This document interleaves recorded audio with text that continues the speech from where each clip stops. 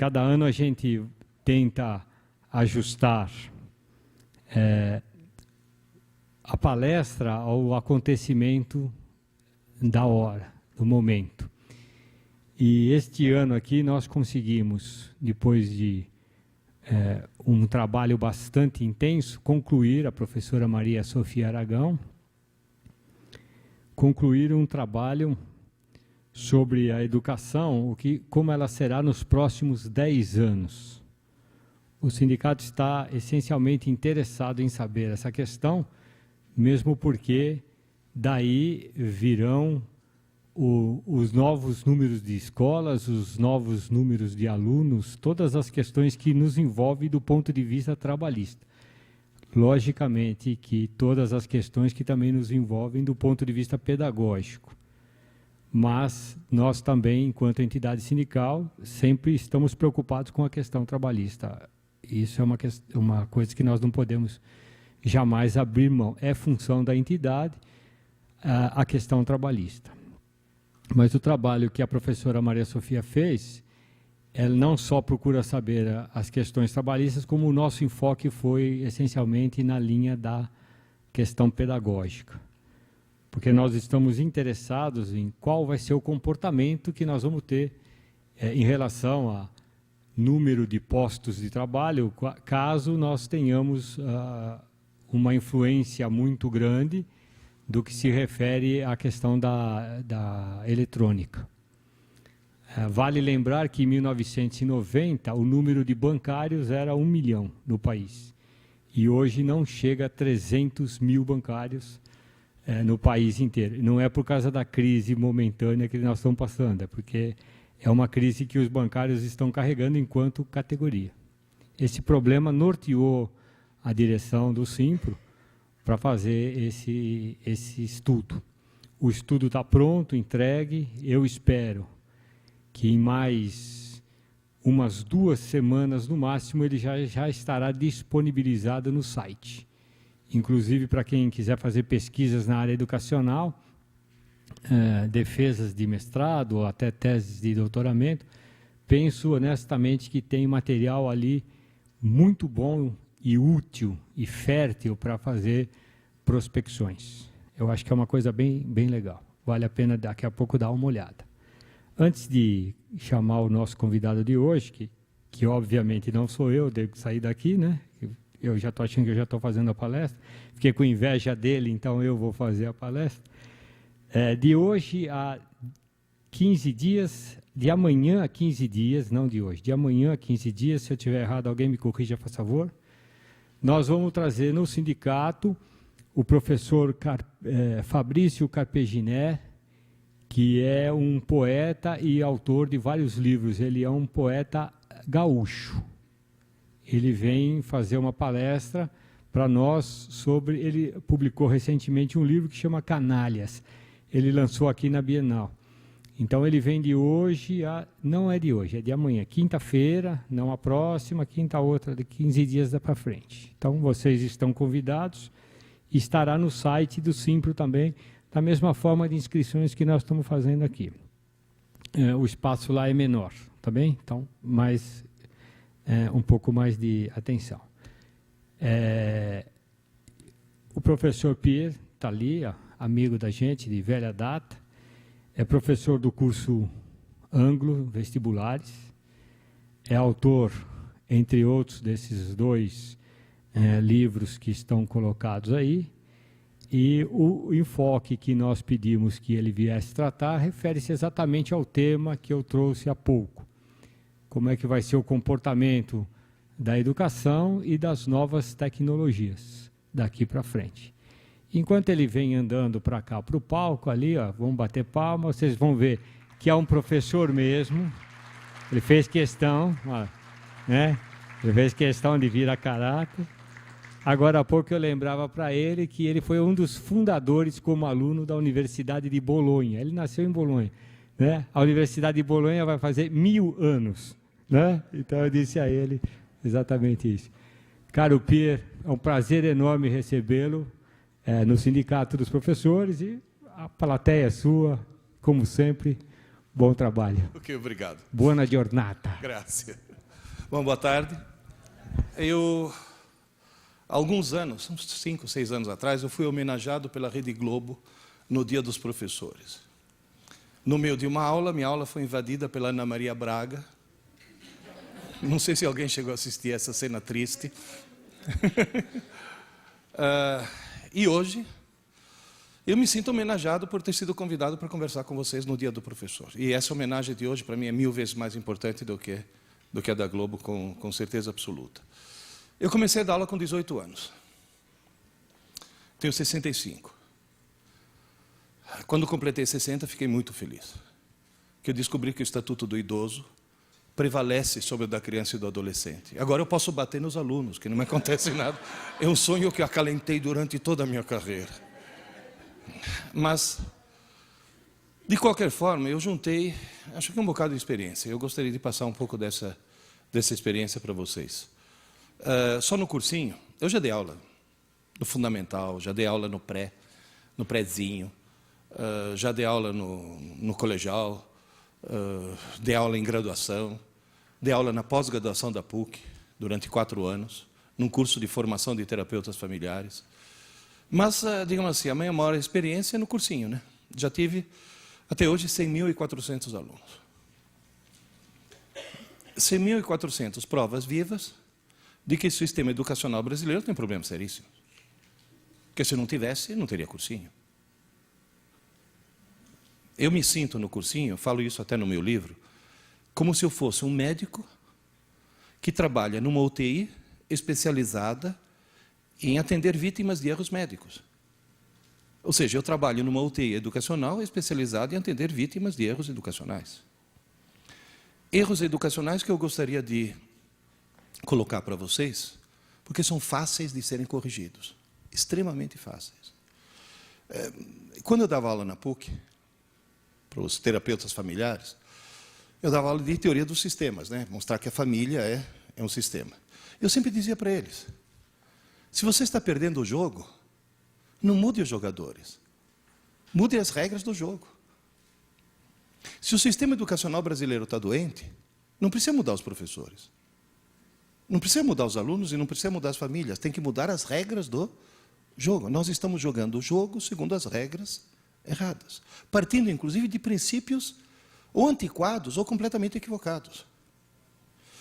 Quando eu falo antiquado, tem gente que já imagina, fala, esse cara não gosta de computador. Tem alguém aqui que ouve nos fins de semana o meu programa na Rádio Eldorado? Qual é o tema?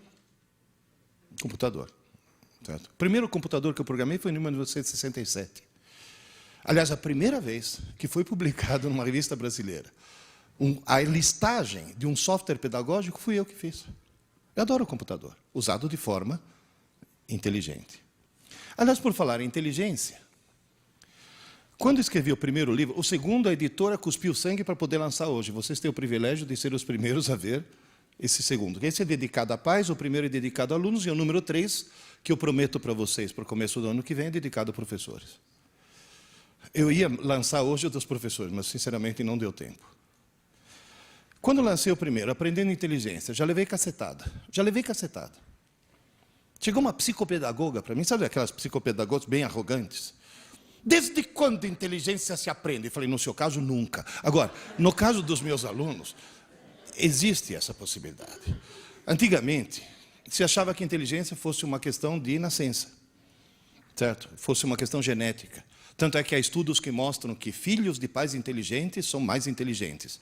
Só que o estudo mostra que isso vale mesmo que o filho seja adotivo. Ou seja, o ambiente é fundamental. Então, hoje, as neurociências já mostram. Tem cara que fala, desculpe, isso não é físico, eu sou. Só que como eu dei aula de computação durante muito tempo, eu dei aula durante muito tempo de inteligência artificial e configuração de redes neurais, eu me vi obrigado a estudar o cérebro humano. Que é o único computador que realmente pensa, por enquanto. Então, na realidade, as neurociências mostram hoje em dia o quê? Que inteligência, talento e vocação são qualidades aprendidas. Às vezes, de uma forma tão precoce, que as pessoas pensam que é de nascença. Eu vou dar um exemplo. Há 30 anos atrás, uma revista francesa de divulgação científica chamada La Recherche publicou um artigo mostrando que a astrologia não é ciência, é pseudociência, ou seja, a astrologia não funciona. A Associação dos Astrólogos Franceses imediatamente processou a revista. E a revista, para se defender, fez uma coisa maravilhosa. Contratou um instituto de pesquisa, falou, então vamos ver cientificamente. Fizeram a mesma pesquisa de campo que a Sofia. Sofia, onde você está? A Sofia tinha dúvidas, você não inventou, você foi lá, fez a pesquisa. Pesquisaram milhares de pessoas em termos de inteligência, talento, vocação, caráter, profissão, etc, etc, etc. E depois tabularam em função do signo para saber no que cada signo se sobressaía. A média deu exatamente a mesma. Ou seja, nenhum signo do zodíaco tem alguma característica especial. A média foi exatamente a mesma.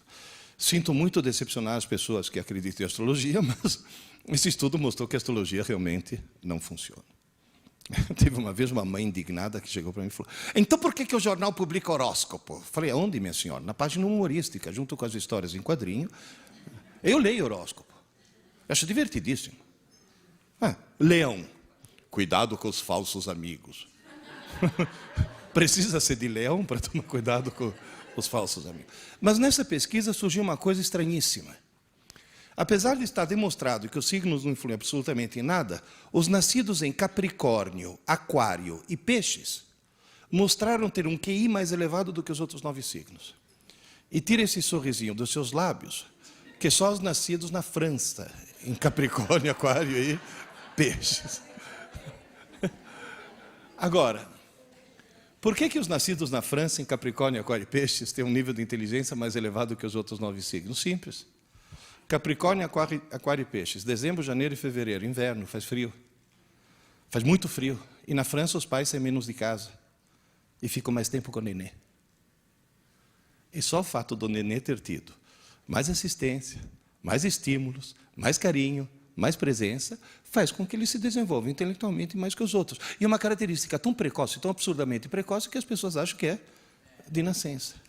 Então, na realidade, quando nós nascemos folhas em branco. E podemos ser qualquer coisa. Ninguém nasce matemático, poeta ou músico. Nós nascemos tudo. E a vida vai tirando. Quando o certo seria que a vida fosse acrescentando. Esse que é o problema. Bom, mas de qualquer forma, só para resumir, é bom que todos nós tomemos consciência que na nossa frente nós temos uma escada, chamada escada da inteligência. Todos nós, em qualquer idade, podemos subir essa escada. É lógico que ela vai subir muito mais rapidamente do que você, em função da idade, mas todo mundo sobe a escada. Todo mundo consegue subir, só que tem um pequeno problema. Os degraus diários são baixinhos. Portanto, quanto em termos totais a inteligência de um ser humano pode aumentar, não tem limite. Agora, quanto ela pode aumentar diariamente, é limitado pela própria estrutura das redes neurais do cérebro. Portanto, nós não podemos perder um dia sequer. Esse que é o ponto. Vocês vão dizer, e o sistema educacional brasileiro funciona? Olha, só para vocês terem uma ideia, deixa eu avisar uma coisa. Alguém já ouviu falar aqui em Arthur Clarke? Arthur Clarke morreu 6 meses atrás. Que, aliás, me faz um favor, né? Toda vez que vocês na rua virem uma antena parabólica apontando para o céu, olha lá para cima e fala, obrigado, Arthur Clarke. Que foi ele que inventou isso, esse sistema de retransmissão. Pois é. O Arthur Clarke tinha uma frase que dizia, eu assisti uma conferência dele em Cambridge, em 1900 e tralalá. Any professor who can be replaced by a computer must be replaced. Qualquer professor que possa ser substituído por um computador deve ser substituído. Certo? Por favor, gravem isso. Se você for fazer um teste de QI na humanidade, ou seja, quantas pessoas, qual é o número de pessoas que têm um certo QI, vai dar a famosa curva em forma de sino, que mostra o quê? Que umas poucas pessoas têm um QI muito baixo, umas poucas pessoas têm um QI muito alto, e o chamado QI normal é 100. Que cá entre nós, não é lá grande coisa, né?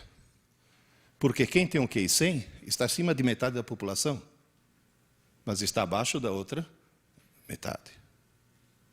Pois é, foi feito um teste de QI na população da Inglaterra. QI médio dos ingleses, 100. Ou seja, os ingleses têm a mesma distribuição normal que a população mundial tem. QI médio dos norte-americanos, 98. Eles são normais também. Eu desconfio que era para dar 100, na última hora incluir o Bush, então caiu para 98. QI médio dos japoneses, 113. Muito acima da média.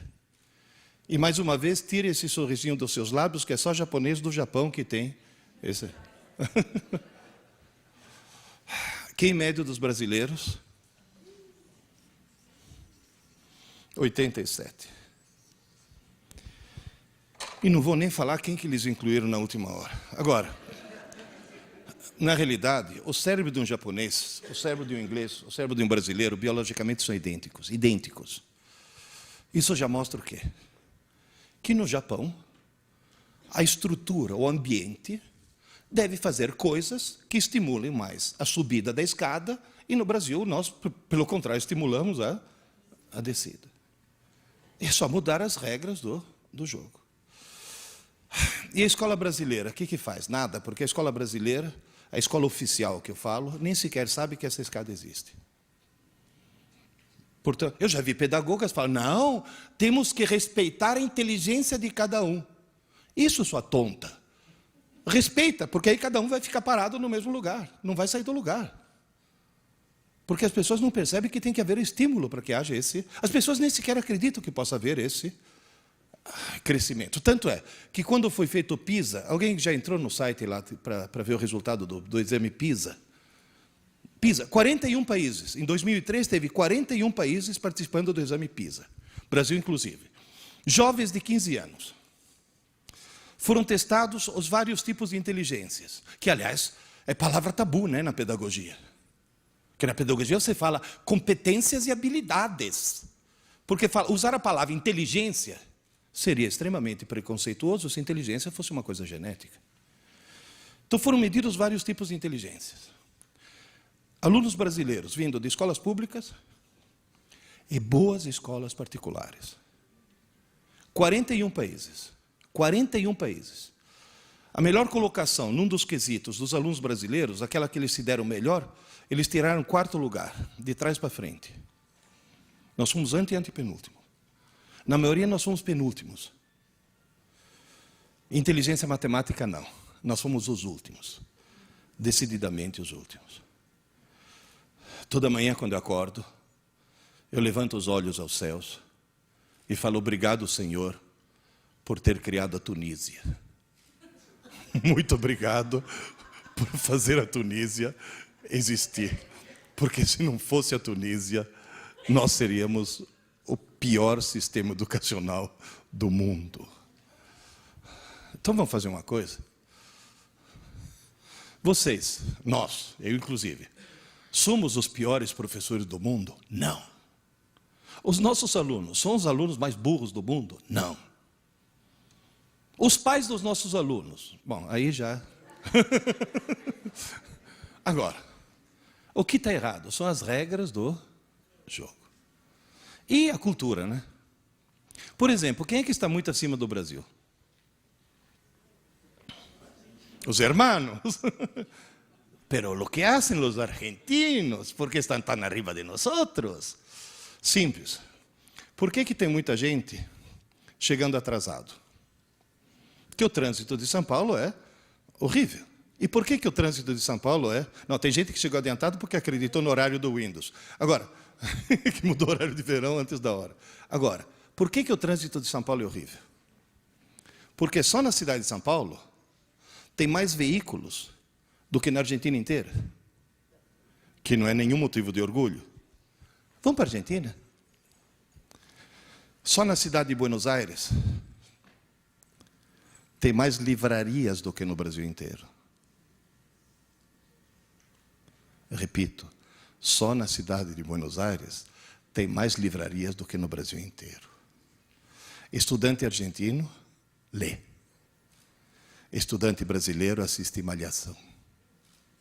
Esse que é o grande problema.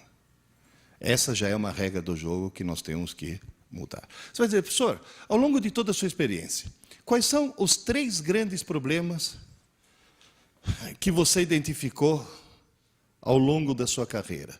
Por que a escola brasileira hoje não funciona direito?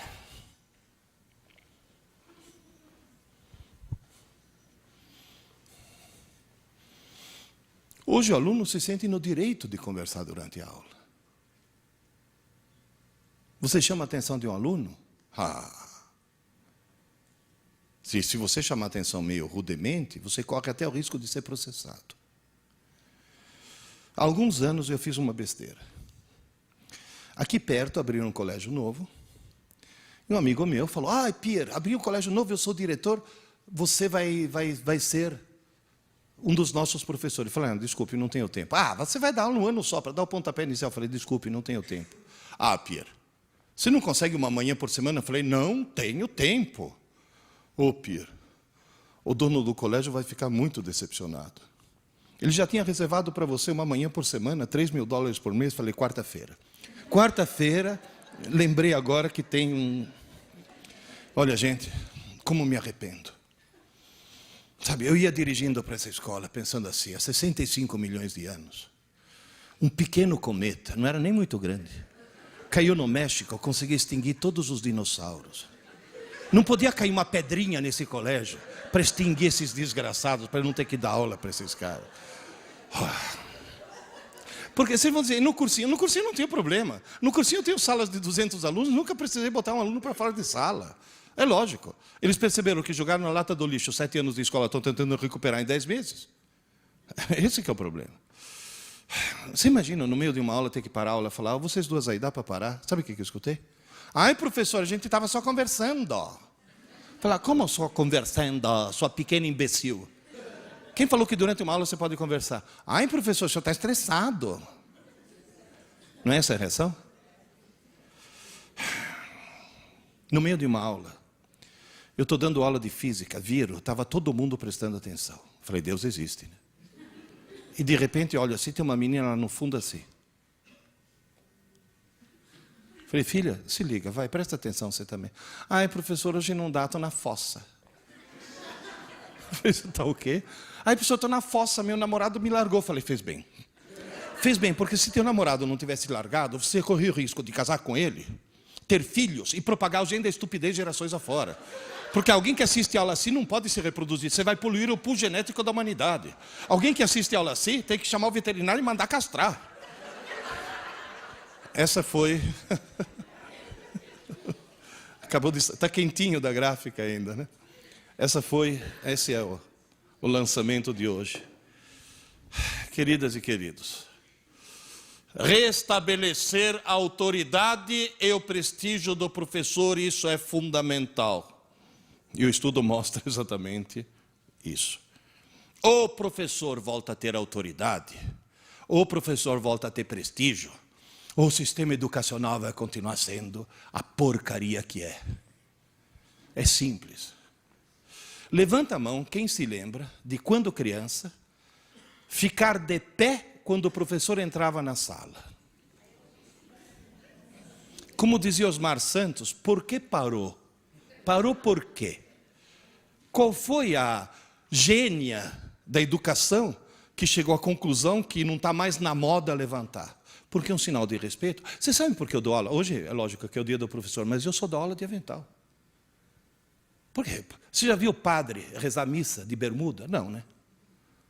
Tem que haver aquele mínimo de cerimonial na aula. Tem que dizer quem é que é o professor, quem é que é o aluno.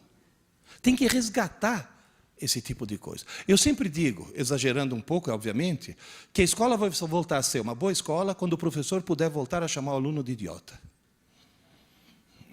Sem ser processado. Tem gente que fala, mas você vai xingar. Não é xingar. Gente, existe uma velha piada, que é sem graça, hein? Não vão rir depois. Mas é uma piada, para mim, muito didática. Diz que a mocinha fez 18 anos, tirou carta de motorista, fresquinha. Acabou de ganhar um carrinho do papai. Ela sai toda se achando o máximo na estrada. Está escurecendo.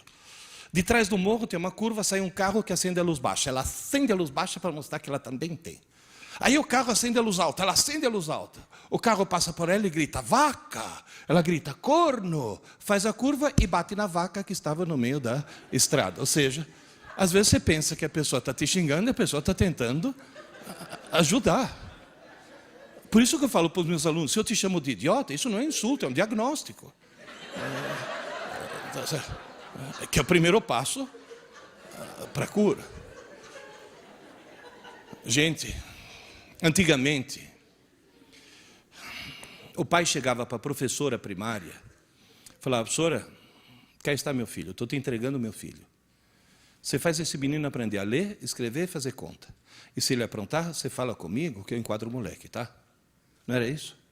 Hoje, já vi em porta de escola, eu vi isso.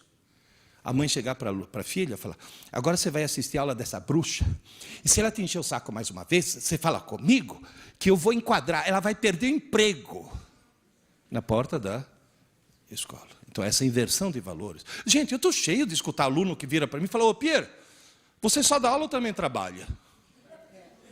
Entende? Como se ser professor deixou de ser profissão.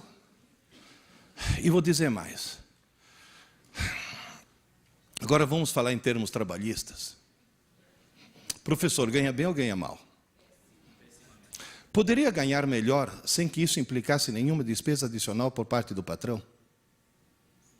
Sim, se voltasse a fazer o que existia quando eu era criança. Livro. O papel que você comprou para imprimir esse livro, você pagou imposto? Não. Por quê? Se você importa um livro dos Estados Unidos, você paga imposto? Não. Por quê? Porque pela Constituição brasileira, livro é imune de impostos. E por que professor não? Porque desde quando? Na minha época, professor não pagava imposto de renda, vocês sabiam disso? Não tinha desconto em folha. O nosso pior patrão não é o dono do colégio, o nosso pior patrão é o Estado. O que nós pagamos de impostos é um absurdo. Se a gente voltasse a ser imune, se livro é imune, por que professor não? Por maior razão, professor deveria ser imune. Próxima campanha do sindicato. Não, estou falando sério. E outra coisa, restaurar fé pública. Professor tem que ter fé pública. Porque se um guarda me multa e eu digo, não estava fazendo, ele diz, você estava fazendo, a palavra dele vale mais do que a minha, porque ele tem fé pública, coisa que o marronzinho da CET não tem. Vocês sabiam disso? Ele não tem autoridade desse tipo de multa, porque ele não tem fé pública. E professor voltar a ter fé pública. A palavra do professor tem que voltar a ser uma coisa importante. Segundo problema, que é o mais grave de todos. Aluno brasileiro, e quando eu falo aluno, estou incluindo vocês quando eu estava fazendo a faculdade, viu? Aluno brasileiro não estuda para aprender, estuda para tirar nota. E se estuda para tirar nota, tira nota. Passa de ano. E consegue um diploma. Só não consegue aprender. Vocês vão dizer, mas professor, se um aluno tira uma boa nota, não quer dizer que aprendeu? Eu conheço duas técnicas para tirar uma boa nota sem aprender. Uma é ilegal, outra é legal. Qual que é ilegal? Cola. Vocês sabiam que numa faculdade, se pegar um aluno de mais de 18 anos colando, teoricamente o professor teria que ir na delegacia fazer um BO? Então vou dar um conselho para todos vocês. Pegou um aluno teu colando, tirar a prova e dar zero não é castigo. É obrigar o ladrão a devolver o fruto do roubo. Pegou um aluno teu colando, chama a família.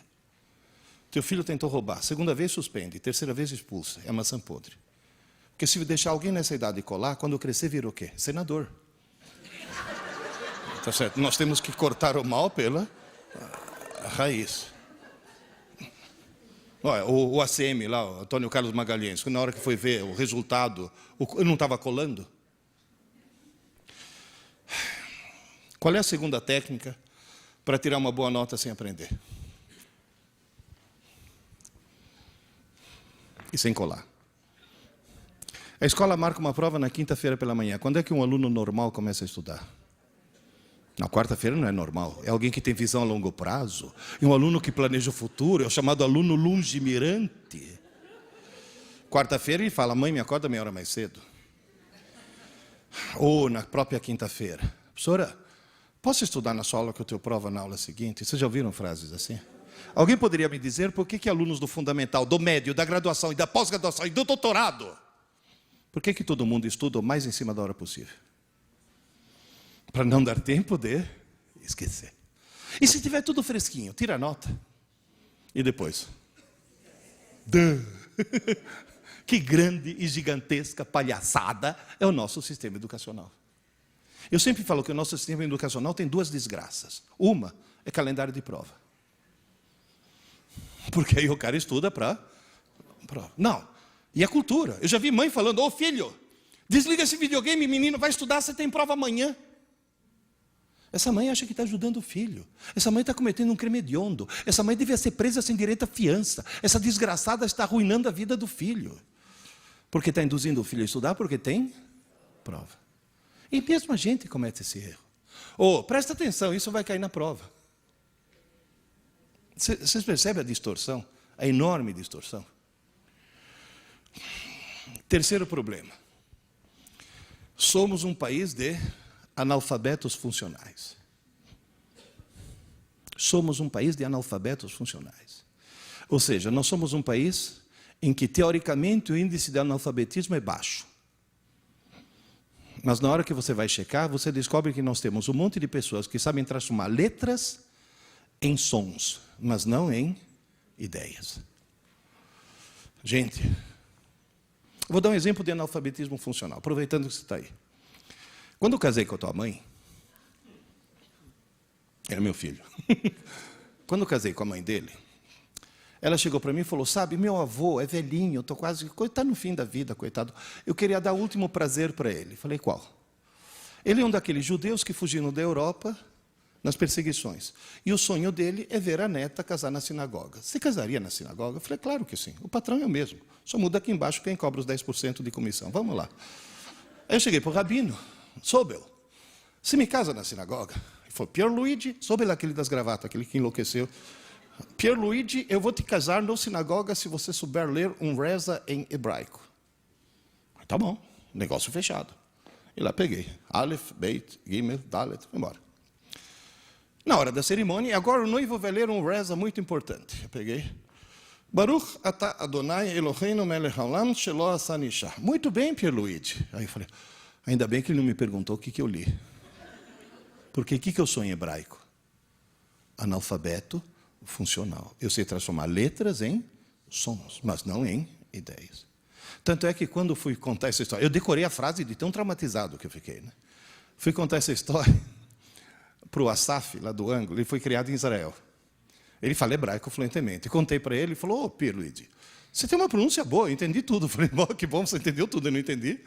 Aliás, me tira uma curiosidade, o que eu li? É uma reza importante que diz, abençoado seja Deus nosso Senhor, que não me fez nascer mulher.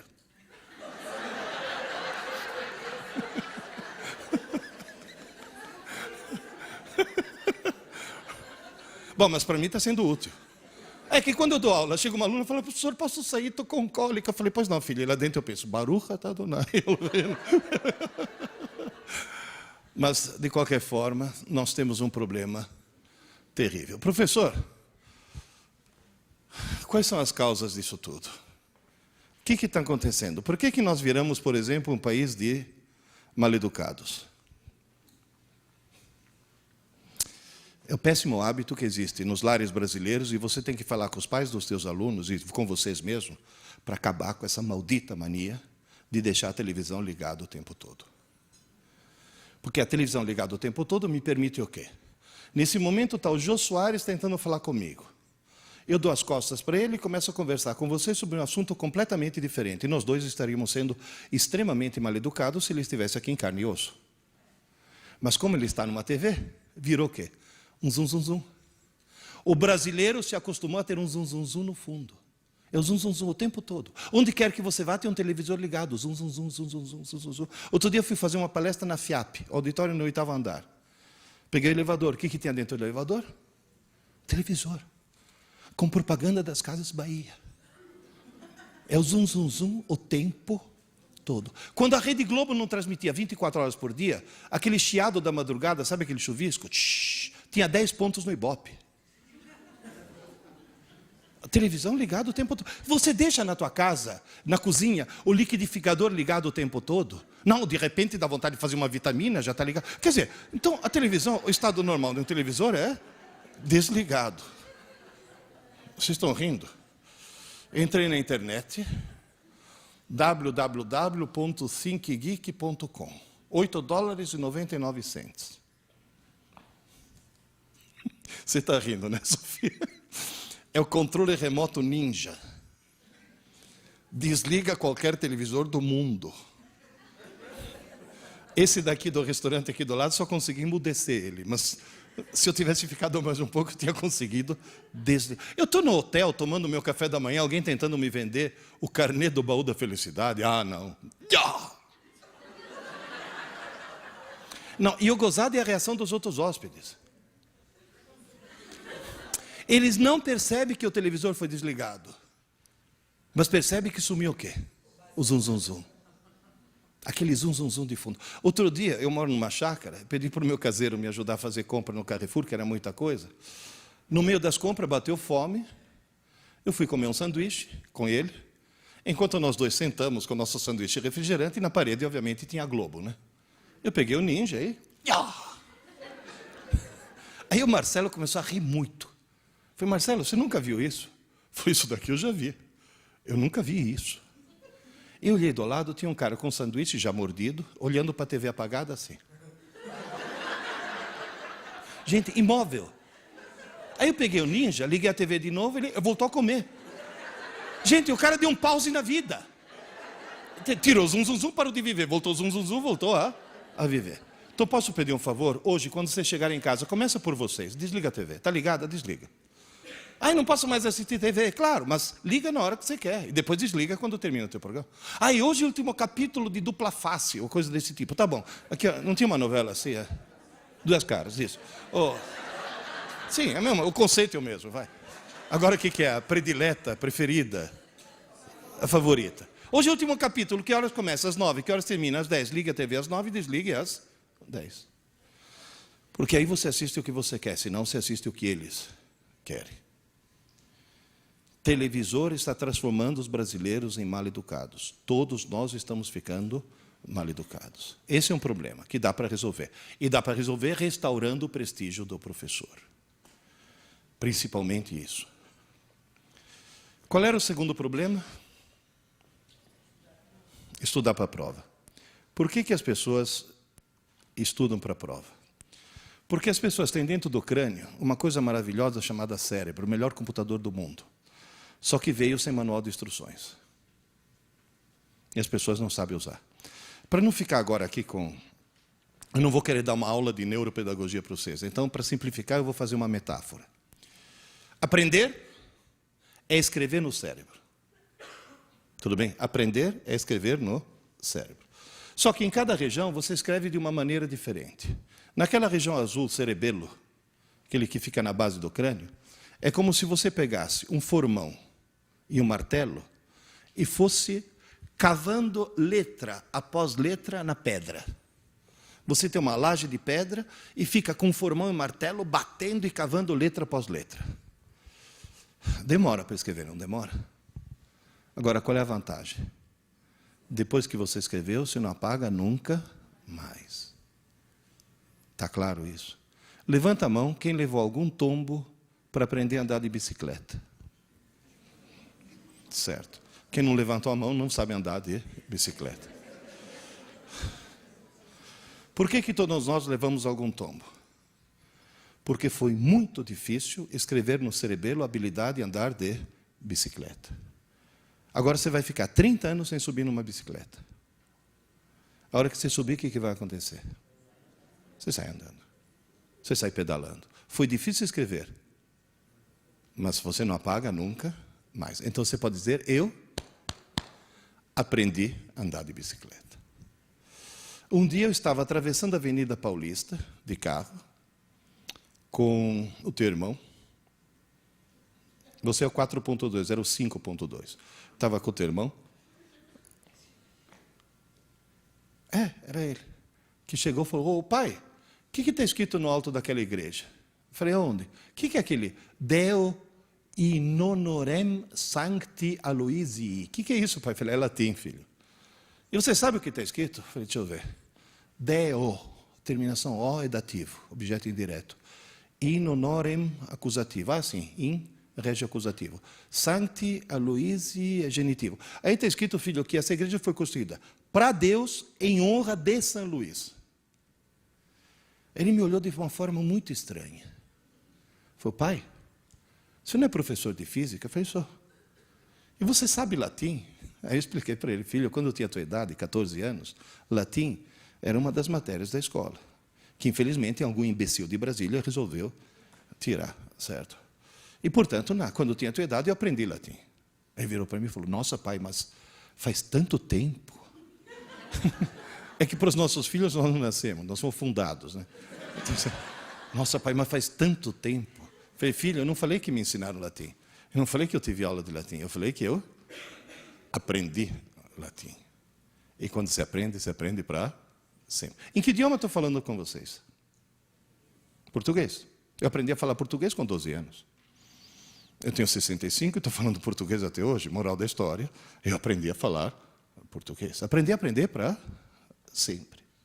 Então, na realidade, escrever no cerebelo é onde você escreve a psicomotricidade e você aprende para sempre. Deixa eu fazer uma experiência com vocês. Só um instantinho. É que eu vou precisar das duas mãos. Será que eu consigo pôr aqui? Segura para mim, só um segundo.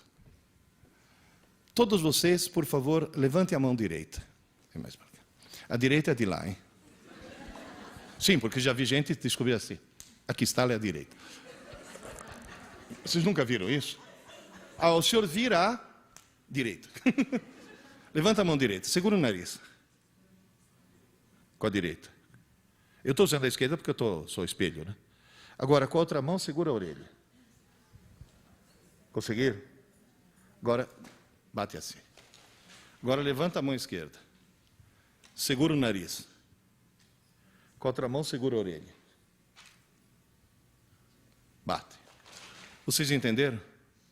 Então, levanta a direita, segura o nariz e segura a orelha. Bate, levanta a esquerda, segura o nariz e segura a orelha. Bate. E agora no meu ritmo. Prontos? 1, 2, 1, 2, 1, 2. Vai, vamos. 1, 2. Obrigado. Moral da história. Vocês notaram uma coisa? Vocês entenderam o que era para fazer. Mas ainda não aprenderam. E é bom o professor entender muito bem que entender é uma parte do processo, aprender é outra. Não tem, entende? Não é? Uma já implica na outra. Agora, se hoje à tarde vocês treinarem, amanhã vocês não vão poder fazer isso? Semana que vem, você não vai poder chegar na tua sala de aula, mostrar isso para os seus alunos, falando, está vendo? Qualquer idiota consegue fazer isso, você não consegue. Quer dizer, na realidade, você pode aprender. Se hoje à tarde você ficar na frente do espelho e treinar, tranca a porta do banheiro, para que ninguém te surpreenda fazendo isso. Uma coisa foi entender, a outra coisa foi aprender. Porque escrever no cerebelo não é uma coisa simples. Agora, como é que eu escrevo no sistema límbico, que é essa região amarela aí em cima? Aí é exatamente o contrário. Em vez de ser extremamente difícil, é como se eu pegasse um bastão e fosse escrevendo na areia. Sabe, Padre Anchieta, escrevendo poesias na areia. Só que está ventando. Então eu escrevo e apago. Escrevo e apago. Escrevo e apago. Então, na realidade, o sistema límbico é o rascunho do cérebro. É um lugar onde é muito fácil escrever, é muito fácil apagar. Você apaga coisas que você colocou segundos antes. Você está sentada na sala, levanta, vai até a cozinha, para no meio da cozinha e fica que nem uma tonta se perguntando o que eu vim fazer aqui, meu Deus do céu. Já aconteceu com algum de vocês? O que você faz para lembrar?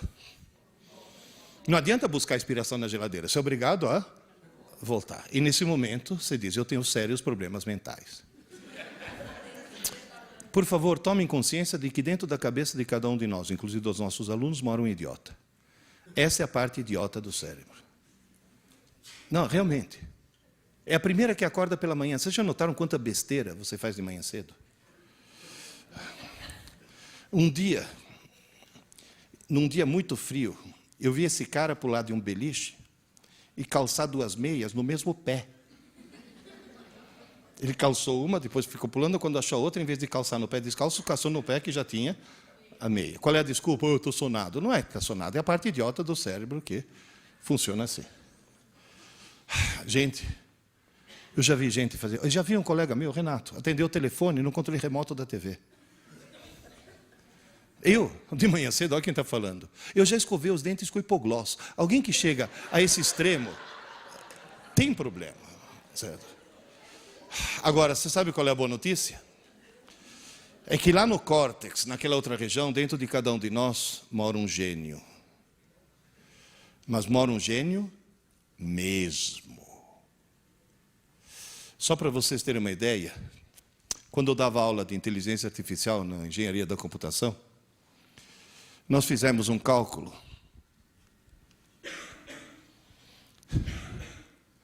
Quantos computadores de última geração? Esse é um notebook de ultimíssima geração. Quantos eu deveria ligar em rede para simular um córtex humano? O cálculo mais otimista deu 15 mil. 15 mil. Ou seja, dentro de cada crânio de cada um de vocês, tem uma rede equivalente a 15 mil computadores. Vocês têm ideia do que quer dizer isso? Quer dizer que vocês e todos os seus alunos, no fundo, são gênios. Alguns bem no fundo, né? Mas todo mundo tem esse potencial, essa genialidade potencial. Ou seja, todo mundo pode subir a escada da inteligência. Em primeiro lugar, eu gostaria de dar parabéns para o engenheiro, né? Que é colocar 15 mil computadores num 1,5 litro, isso sim é nanotecnologia. Em segundo lugar, lembre-se de uma coisa, se alguém estudar que nem um louco, 10 horas por dia, todos os dias da semana, sábado e domingo inclusive, todas as semanas do mês, todos os meses do ano, e todos os anos de sua vida, essa pessoa esgota a capacidade de processamento de seu cérebro em aproximadamente 4 séculos. 4 séculos. Está certo que a expectativa de vida aumentou. Mas também não vamos exagerar. Quanto tempo você vai viver? Se você for uma Dercy Gonçalves. Oscar Niemeyer.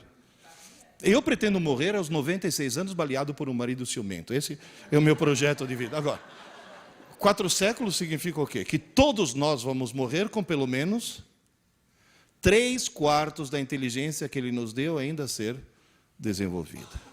Sabe o que quer dizer isso? Aquela escada que eu falei no começo, é uma escada que tem degraus para 4 séculos, e nós só temos fôlego para 1 século. Portanto, a escada é como se fosse infinita, não tem fim. Porém, insisto, os degraus são baixinhos. Professor, escrever no idiota é fácil? É, mas apagar também é fácil. Escrever no gênio é difícil? É, mas apagar também é difícil. É a mesma coisa que o cerebelo. Escrever no gênio você não esquece nunca mais. Agora vem a pergunta que vale $1,5 milhão. Por que $1,5 milhão? Porque se eu for na porta da ASUS e falar, eu quero comprar 15 mil desses por atacado, eles vão vender a $100 cada um. $100 vezes 15 mil dá $1,5 milhão. Dentro da cabeça de cada um de nós tem um patrimônio de $1,5 milhão. Quando você trabalha, o salário que você ganha não é salário, é leasing. É o aluguel de um equipamento que custa $1,5 milhão. E você vai dizer, por que tem salários tão diferentes? Porque quem está alugando depende de que degrau ele está. Se for alguém que se preocupa em subir a escada, o leasing vai ser cada vez mais alto. Agora, vem a pergunta de $1,5 milhão. Prontos? Na hora que seus alunos, do fundamental, do médio, da graduação, da pós-graduação, estudam mais em cima da hora possível para fazer uma prova, estão colocando as informações no idiota ou no gênio? No idiota. Esse é o câncer da escola brasileira. Você vê aluno entrar na sala de aula, o cara entra assim. sem chacoalhar a cabeça. Que se você chamar, falar, ô Zé, que foi? Pronto, agora embaralhou tudo. Agora eu vou ter que estudar de novo. Ou aquela menina que entra assim, não fala comigo, não fala comigo, não fala comigo. Ou aquela que chega e fala, professora, dá a prova logo, pelo amor de Deus, antes que eu esqueça. Posso dizer uma coisa? Vocês entenderam a farsa que é o sistema educacional brasileiro? É uma farsa. Nós estamos brincando, é brincadeira isso. Tem que mudar as regras do jogo. Vocês vão dizer, professor, então me explica aí, como é que a gente escreve no Gênio? Aí que está, no Gênio você não escreve, você copia. Como assim? Posso voltar para a minha analogia de escrever na areia? No cerebelo é escrever na pedra. No sistema límbico é escrever na areia. Agora atenção, eu estou escrevendo na areia. Quer um conselho? Como dizem em Piracicaba, carca fundo, mas carca bem. Porque depois que você cansar de escrever, você vai dormir. Você some de cena. E entra em cena uma rotina automática, que eu chamo encarregado da manutenção, que chega nessa areia, que está afundada, joga cimento em cima. Obviamente, onde tem uma valeta bem funda, o cimento é mole e penetra. E na hora que essa placa de cimento endurece, você levanta essa placa de concreto, tudo que estava em baixo relevo vai estar agora em alto relevo. Essa placa de concreto é levada para um gigantesco armazém chamado córtex e é armazenada para sempre, porque o concreto e a pedra, onde você escreveu no cerebelo, são igualmente duros. Só que no cerebelo ainda dá para escrever acordado. No concreto, você teve que dormir e deixar que essa rotina entrasse no lugar. Moral da história, é como no computador, quando você digita uma tecla qualquer, o código dessa tecla não vai para o HD, vai para a memória RAM. O que é a memória RAM? É um rascunho, é uma memória pequena e provisória, é a areia do computador. Eu quero gravar para sempre, eu quero salvar. Então você copia para o HD. Ninguém escreve diretamente no HD. Primeiro você escreve no rascunho e depois é que você passa para o HD. Então isso significa que até certo ponto o cérebro humano é muito parecido com o computador. O sistema límbico faria o papel de RAM. E o córtex faria o papel de HD. No cerebelo você escreve na pedra, no rascunho você escreve na areia, e no córtex você armazena as placas de concreto que foram moldadas noite após noite. Isso significa o quê? Que escrever no teu rascunho é a coisa mais fácil do mundo. Você escreve facilmente e algum tempo depois, lixo. Escrever é fácil, mas apagar é tão fácil quanto. Você vai dizer, professor, quanto tempo depois? Sei lá, minutos, até horas. Mas nunca dias.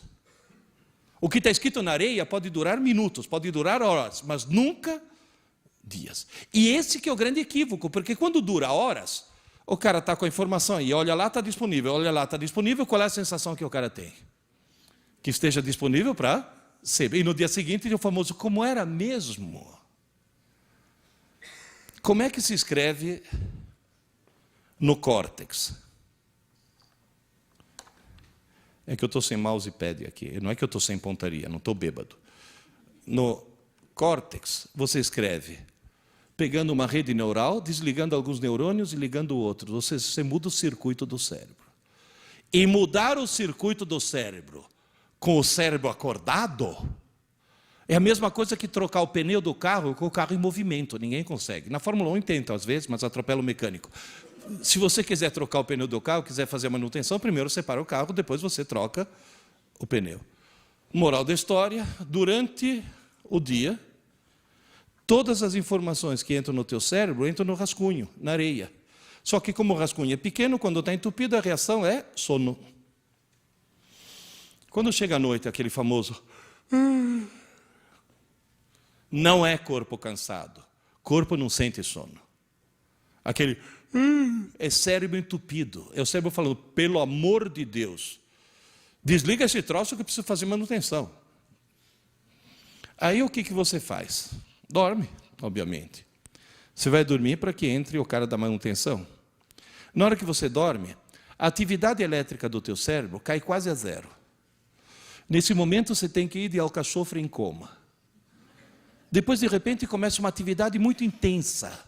É o chamado sono REM, REM de Rapid Eye Movement. Embaixo da pálpebra, você vê os olhos se movendo. Se alguém te acordar nesse momento, você falou, bem no meio do meu sonho. Depois volta a parar, depois volta a atividade. Parou. Parou o carro. Atividade, trocou o pneu. É nesse momento que é feita a manutenção do cérebro. Queridas e queridos, à noite, vocês não dormem para descansar. Descansar, vocês estão descansando agora, que estão sentados. À noite, você dorme para sonhar. E você sonha para fazer a manutenção do cérebro, noite após noite. Nessa manutenção, primeira providência, limpar boa parte do rascunho. Por que limpar boa parte do rascunho? Porque no dia seguinte você tem que ter onde escrever. Quem já passou uma noite em claro sabe muito bem que no dia seguinte fica meio abobado. Não porque não dormiu, porque não sonhou. O sonho que é, e todo mundo sonha, hein? Tem gente que não lembra, mas todo mundo sonha. Vocês vão dizer, professor, vai tudo para o lixo? Felizmente não, né? Durante o dia você recebe muita informação. Uma pequena fração é gravada no concreto, tira o molde no concreto e leva para o armazém do córtex e transforma em pouco conhecimento. Ou seja, outro dia vi lá, veja, um artigo dizendo assim, as crianças de hoje em dia são muito mais inteligentes porque recebem muito mais informação. Porque tem a internet, tem a televisão, fala, calma lá. Não adianta entupir a pessoa de informação. Neurologicamente, a quantidade dessa informação que pode ser transformada em conhecimento é pequena, os degraus são baixinhos. Por isso, por exemplo, um equívoco terrível, escola que dá aula para o aluno de manhã e de tarde. É um absurdo isso. Porque não adianta, você simplesmente está sobrecarregando alguém com coisas que ele vai acabar jogando no lixo. Você dá uma aula maravilhosa para o teu aluno, no meio da aula você conta uma piada. Depois de 2 meses, o que o desgraçado lembra da aula? Da piada. Alguém já se perguntou por quê? O tal encarregado da manutenção não é uma rotina racional, é uma rotina emocional. Por isso que eu sempre digo, o bom professor tem que ser um sedutor. Ou seja, tem que ser alguém que faz o aluno gostar da matéria dele.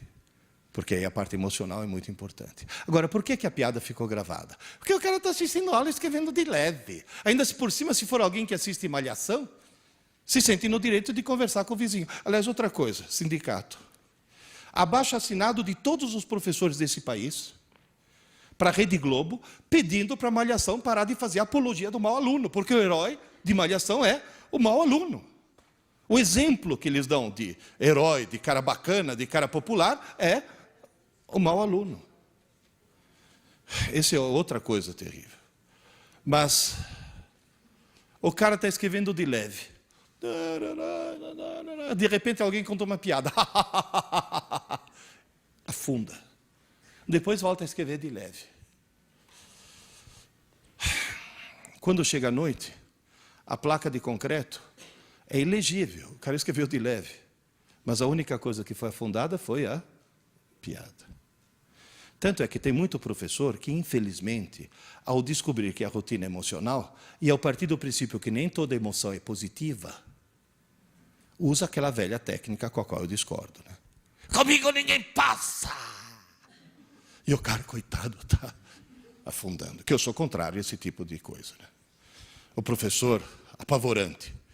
Eu parto do princípio que existem 2 maneiras de fazer um burro andar com uma cenoura. O ideal é pôr a cenoura na frente. Agora, voltando aqui ao nosso problema.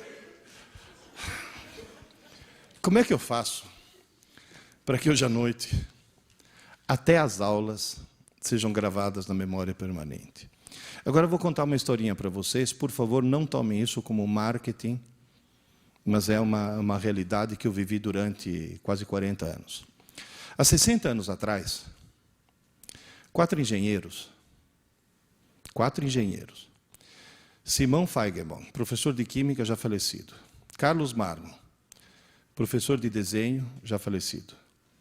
Abraão Bloch, professor de Matemática, aposentado pela Universidade de Haifa, em Israel, está morando em Israel agora. E Emílio Gabriades, professor de Física, que está todo dia lá no ângulo, dirigindo o ângulo ainda. Esses 4 gênios, montaram um grupinho de aulas particulares para preparar alunos para entrar na escola politécnica. Só que eles davam aula tão geniais que o grupinho foi crescendo, virou uma sala, e nesse momento se criou uma coisa, sem querer criar uma coisa chamada cursinho. Não tinham lugar onde ficar, alugaram uma sala no Colégio Anglo-Latino da Aclimação, que não tem nada a ver com ângulo. Mas ficaram conhecidos como aqueles 4 lá do ângulo. Aí o nome ângulo pegou e acabou virando a marca. Muito bem. O que esses 4 gênios descobriram? Que se eles dessem 4 aulas geniais pela manhã, no dia seguinte, as aulas já tinham ido parar no lixo. Não adiantava a aula ser a melhor do mundo. Não adiantava nada. Por isso que insisto, não adianta melhorar a aula. A mudança da regra do jogo não está aí. Mas eles descobriram, na base da tentativa e erro, porque nenhum deles tinha a menor ideia de neurociências, na base da tentativa e erro, que eles descobriram?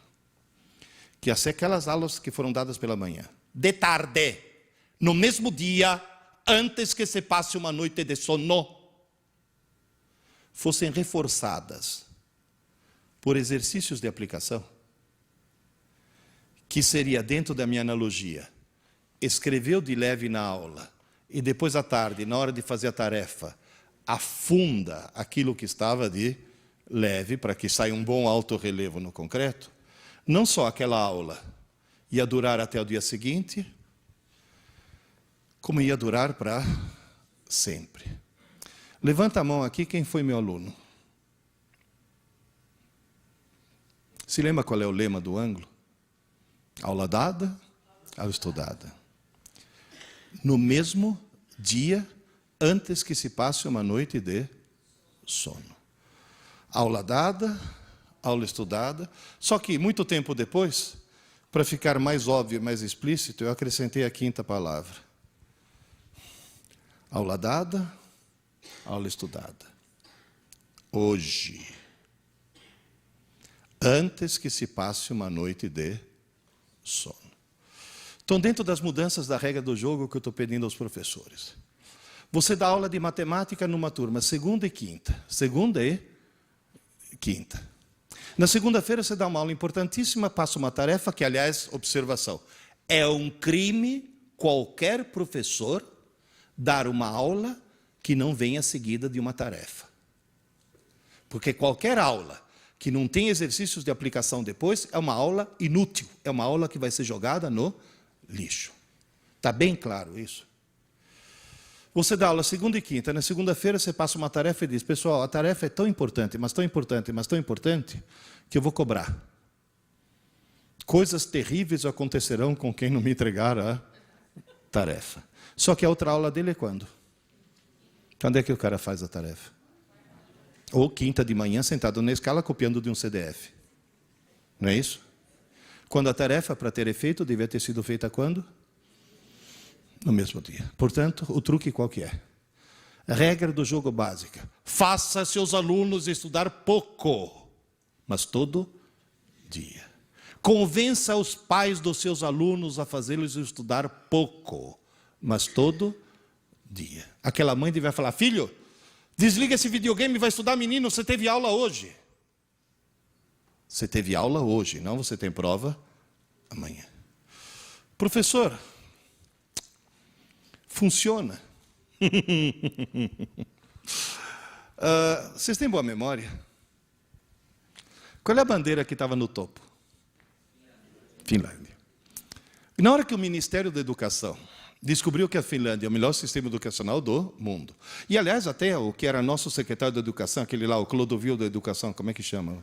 O Chalita, descobriu que a Finlândia é o melhor sistema educacional do mundo, pegaram as pedagogas do Ministério da Educação, da Secretaria da Educação, e mandaram as pedagogas fazer um estágio na Espanha. O que elas foram fazer na Espanha? Ah, não, Barcelona é fashion. Porque agora a pedagogia brasileira virou moda.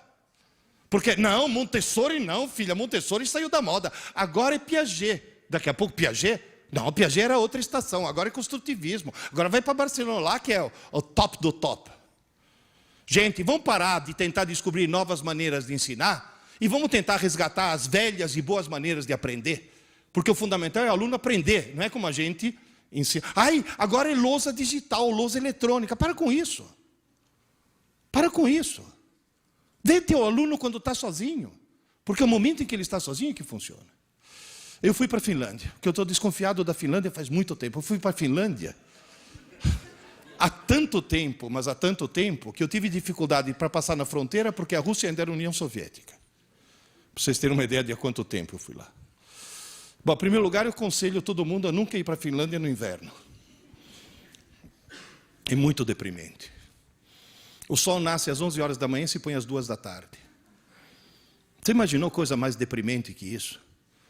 10h30 da manhã é noite. 11 horas nasce um pálido sol que faz... pronto, 2 horas já. Tanto é que o índice de suicídio deles é enorme. Depressão. Eles bebem, mas bebem. Eu cheguei para um conhecido meu finlandês, falei, mas por que você bebe tanto? Ele falou, não, eu jamais bebo de dia. Que grande esforço que você faz. A Finlândia é um país extremamente feminista. Todas as mulheres finlandesas trabalham. A multinacional finlandesa mais bem-sucedida é a Nokia.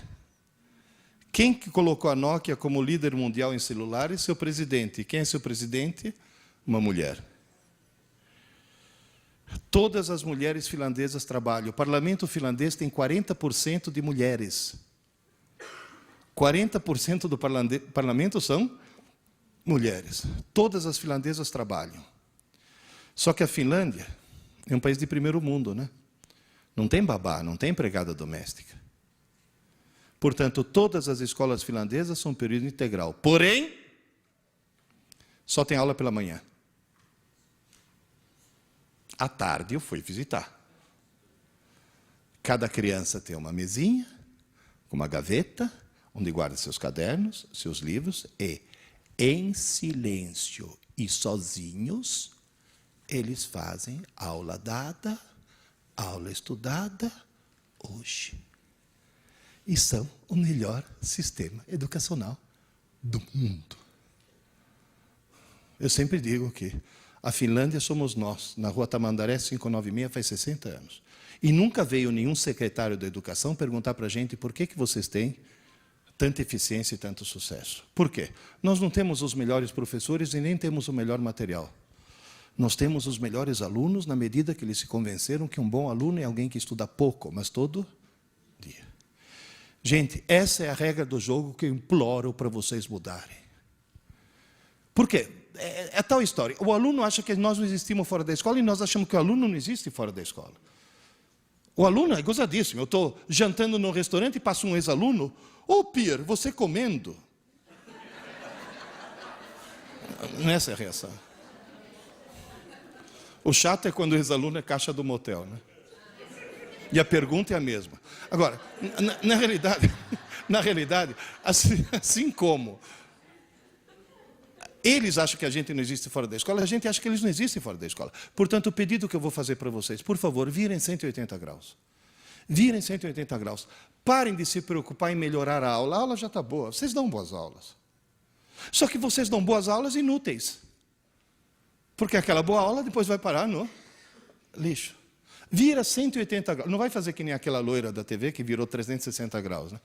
Ela falou, minha vida mudou, virei 360 graus, que voltou ao mesmo ponto. Quer dizer, moral da história, vira 180 graus e tenta imaginar teu aluno em casa. Quem é de escola pública sabe que a dificuldade é que tem aluno em casa que nem mesa tem. Por isso que, inclusive, uma das coisas que a escola pública deve fazer é escolas de período integral. Porém, insisto, tendo aula apenas pela manhã. E vou dizer mais. Se teu aluno assiste aula pela manhã, ele tem que estudar à tarde. Se teu aluno assiste aula à tarde, tem que estudar à noite, não na manhã seguinte. E se alguém aqui assiste aula à noite, eu tenho uma boa notícia e uma má notícia. A má notícia é que você vai ter que dormir meia hora mais tarde. A boa notícia é que, como a aula está tão recente, na areia está tudo bem marcadinho ainda. Portanto, aquela meia hora de estudo é mais do que suficiente. Mas tem que ser antes que se passe uma noite de sono. Com isso, o que vai acontecer? Número 1, não precisa mais falar para o aluno não estudar para a prova. Ele sozinho vai descobrir que não precisa mais estudar para a prova. Número 2, ele vai perceber que nunca mais ele vai esquecer as coisas. Tem aulas que eu dei para você que você lembra até hoje. E faz pouco tempo, né? Foi há 30 quilos atrás. Você lembra como eu era magrinho?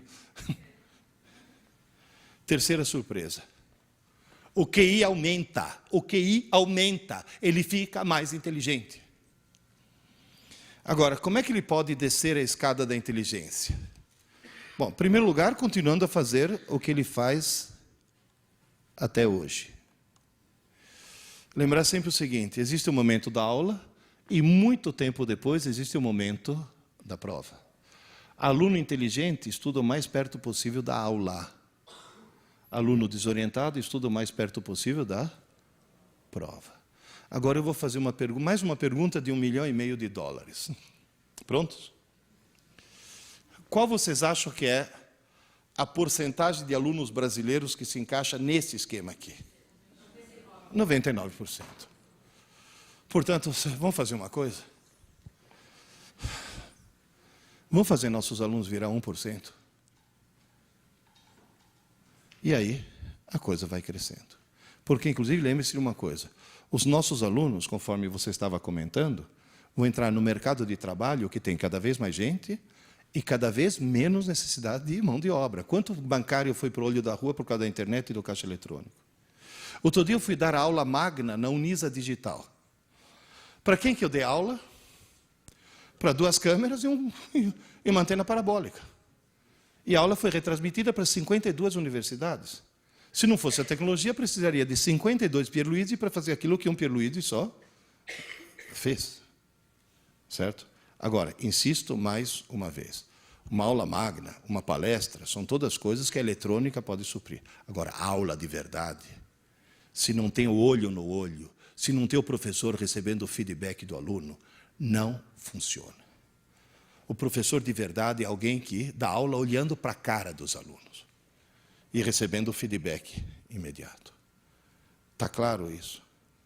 Isso é fundamental. Transformar em 1%. Como é que nós conseguimos abaixar o nível de inteligência? Você tem uma menina que está querendo ver como termina o último capítulo de Sabrina. Ela está interessadíssima em ver como termina o livro. Mas ela mora numa casa onde a TV está ligada. Sem querer, o que ela faz? Assiste a TV. E você vai dizer, o que ela assiste? Pela 17ª vez, ela assiste A Volta à Lagoa Azul. Ela já assistiu esse filme 16 vezes, é o filme que mais passa na TV. Agora, o que leva alguém a assistir A Volta à Lagoa Azul? Foi hipnotizada. Porque a televisão hipnotiza. Eu já trabalhei na televisão. Eu sei como funcionam os bastidores da TV. A função da TV é imbecilizar. Eu trabalhei 4 anos na TV Educativa de Santos. Eu era âncora de um programa. E 2 anos na TV Cultura. Alguém lembra de um programa chamado Qual é o Grilo? Lembra? Que foi quando eu fui preso. Me perguntaram a opinião sobre o que eu achava, como professor de física, de construir centrais nucleares em Peruíbe. E como o programa era ao vivo e não tinha censura prévia, eu pude dizer, qualquer governo que num país como o Brasil pense em construir uma central nuclear, ou é burro, ou é corrupto. E, aliás, quando fui preso, teve muita gente que falou, olha que coisa... Depois me soltaram logo em seguida. Olha que coragem que teve aquele professor. Bateram palma. Quem é que bateu palma? O mesmo pessoal que agora está em Brasília, estão construindo a Angra 3. Foram os mesmos. E os motivos devem ser os mesmos também. Na década de 50, foi inventado um eletrodoméstico maravilhoso que prometia divertir. E na Alemanha inventaram um remédio maravilhoso, aquele lá em cima, que prometia fazer as mulheres grávidas não sentir enjoo. O pessoal comprou a TV e se divertiu. As mulheres grávidas compraram o remédio e não sentiram enjoo. Só que esse remédio chama talidomida. E as crianças começaram a nascer sem braço, sem perna, sem olho, assim, com grandes problemas. Até hoje existem hospitais no mundo que abrigam as vítimas da talidomida. E a televisão virou a talidomida do século XXI. Por quê?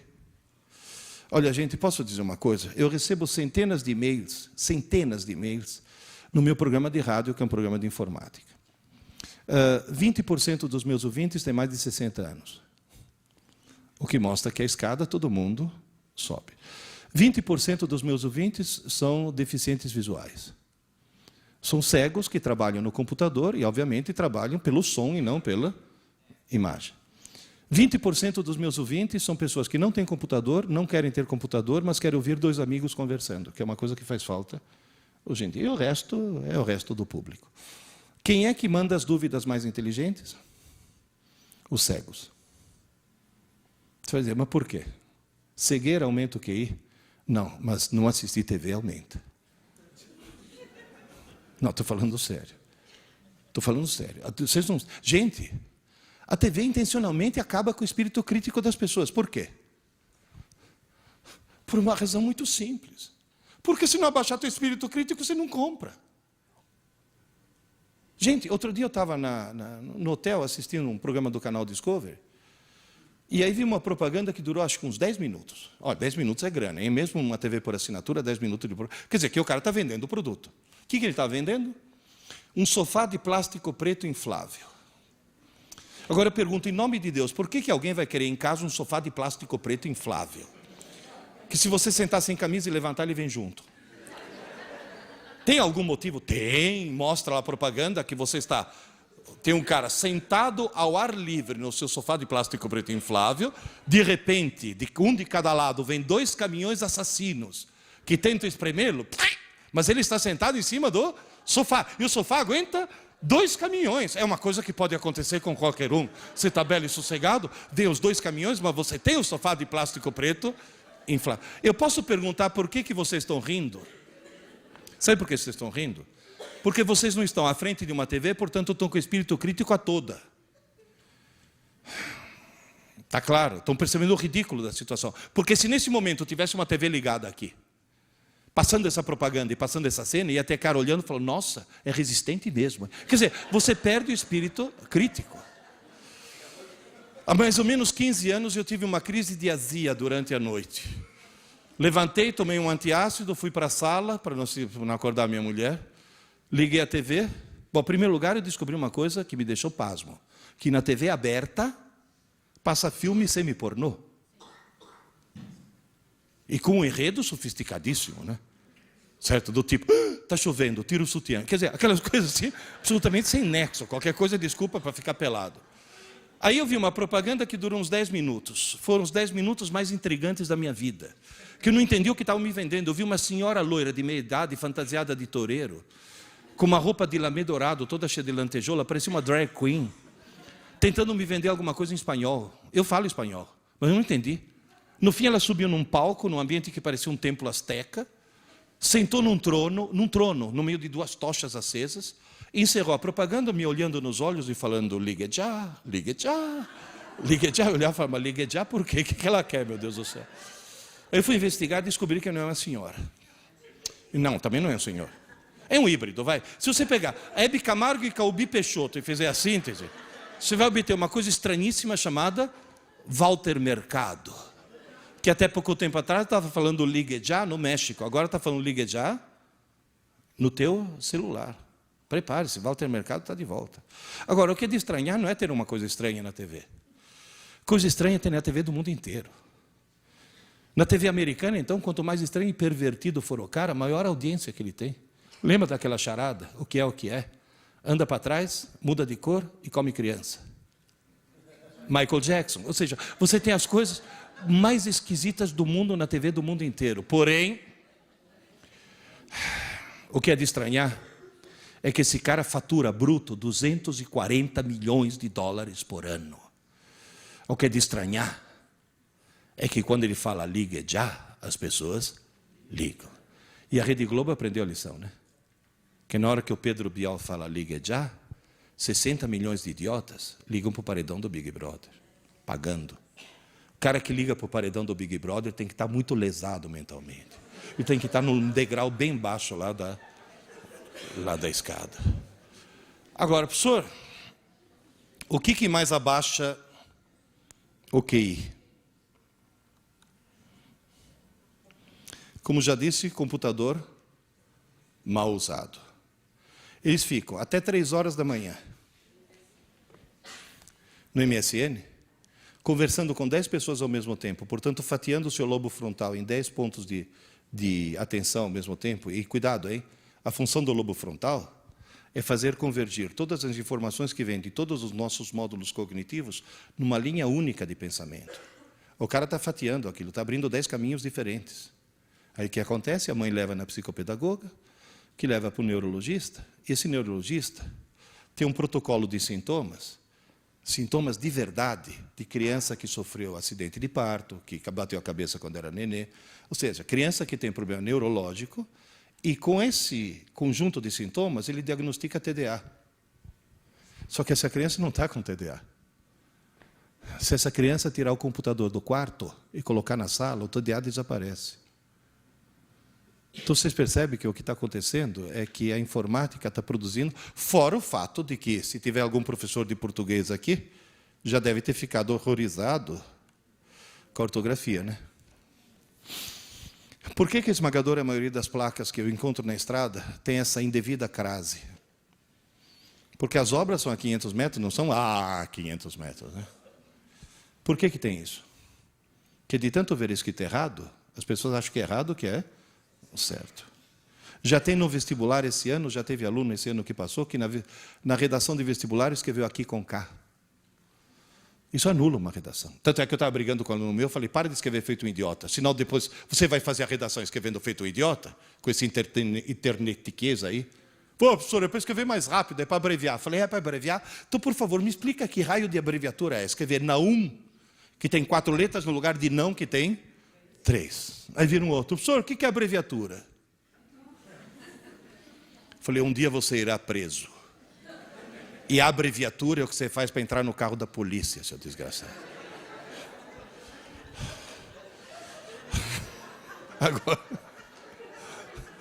Agora, gente, última notícia mais grave.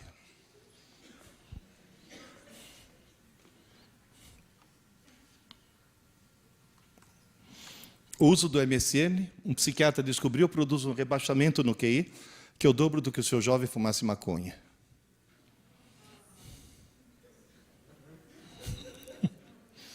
Eu já tive aluno que falou, professor, vou vender o computador e comprar maconha. Eu falei, não, seu desgraçado.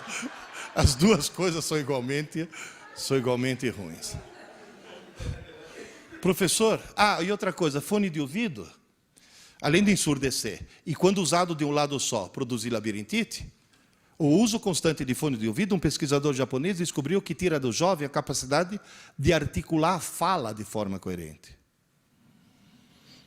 Gente, talidomida eletrônica. O problema não é o uso, o problema é o abuso. Está claro, gente? Então, é uma coisa com a qual nós temos que tomar muito cuidado. Porque, em nome da modernidade, agora é tudo moderninho, agora o professor tem que ser up-to-date. E tem que saber mexer com tecnologia. Vai nessa. É claro que tem que estar familiarizado com... Isso daqui fui eu que fiz. Não pedi para ninguém fazer esse trilho. Eu sei programar em HTML. Isso daqui são coisas que você tem que saber fazer. Mas tomar muito cuidado. Professor, tem alguma coisa fascinante que a pessoa não consiga deixar de fazer, que seja assim, absolutamente avassaladora, e que mesmo assim faça subir a escada da inteligência? Livros. Não tem mouse, mas só se sai bem na vida quem lê muito. E só lê muito quem lê por prazer. Mais uma regra do jogo que eu quero mudar. Professores de literatura, por favor, esqueçam que vocês são professores de literatura e transformem-se em professores de leitura. Porque do jeito que é dada a literatura hoje nas escolas, em vez de criar o prazer pela leitura, se cria o ódio pela leitura. Você pega uma criança de 12 anos e fala, eu vou te fazer descobrir o prazer pela leitura. Toma, Iracema. Nunca mais ela chega perto de um livro.